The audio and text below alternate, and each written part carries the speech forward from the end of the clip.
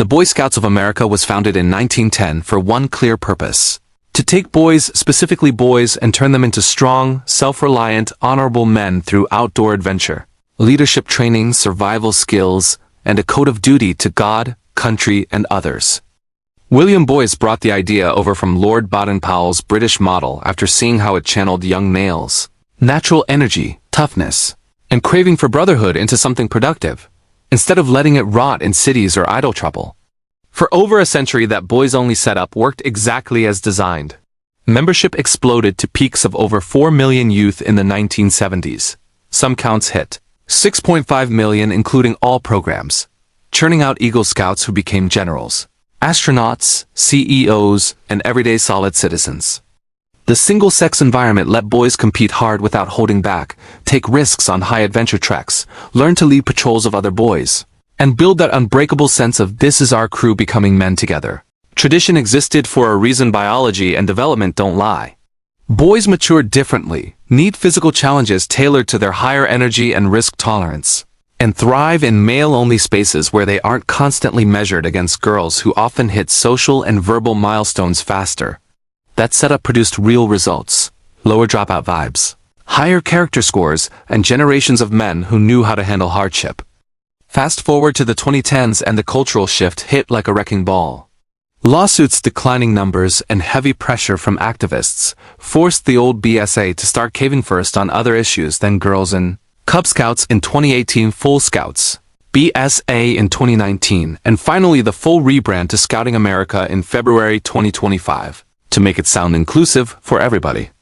They added day-focused merit badges, softened the duty to God language to include everything under the sun, and watched the core mission get diluted. The infection you called out wasn't imaginary. Traditional families bailed, troops folded, and the organization that once defined American boyhood started bleeding members while chasing broader appeal. Critics, including a ton of lifelong scouts and military vets, warned that mixing it all up would kill the very thing that made it special: the focused, no excuses path for boys to become men without the social dynamics of co-ed everything. As of right now, in early March 2026, there's been a big partial rollback thanks to real pressure from the Pentagon under Secretary Pete Hegseth. Just days ago, on February 27th, Scouting America cut a deal to keep military ties. They ditched all-day language and initiatives. No more day zero. Killed the citizenship in society. Merit badge switched membership in separate facilities. Tent showers, bathrooms. To biological sex at birth, only added a new military service merit badge and started waiving fees for military kids.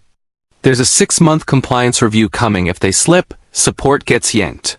Hegseth flat out said the ideal is going back to the original Boy Scouts focused on developing boys into men, and he called out how the organization lost its way starting around 2012 with the woke creep. But here's the sticking point they refuse to budge on. The name stays Scouting America. Girls stay fully in the program, and the org insists it's still welcoming all youth while claiming the changes comply without banning anyone. So it's cleaner on the day garbage, but not a full return to the boys-only tradition yet. The core single-sex boys program that built real men is still gone from the main organization. That's exactly why the push to restore full tradition matters so damn much. Single-sex programs like the original Boy Scouts were exclusionary for the hell of it. They were smart design based on how boys actually develop. Research backs pieces of it. Boys in all-male settings often show higher motivation in certain challenges, especially older teens. Pursue interests without stereotype pressure. Build tighter bonds of leadership and accountability. And avoid some of the distraction or comparison games that show up in mixed groups. The founders knew boys need that rugged, competitive, brother-focused crucible to forge character, camping in the rain, leading a patrol, earning ranks through real grit. Girl Scouts kept their girls-only model for the same smart reason on their side, and nobody calls that bigotry. When you mix it or water it down, you lose the tailored focus. And the numbers prove it.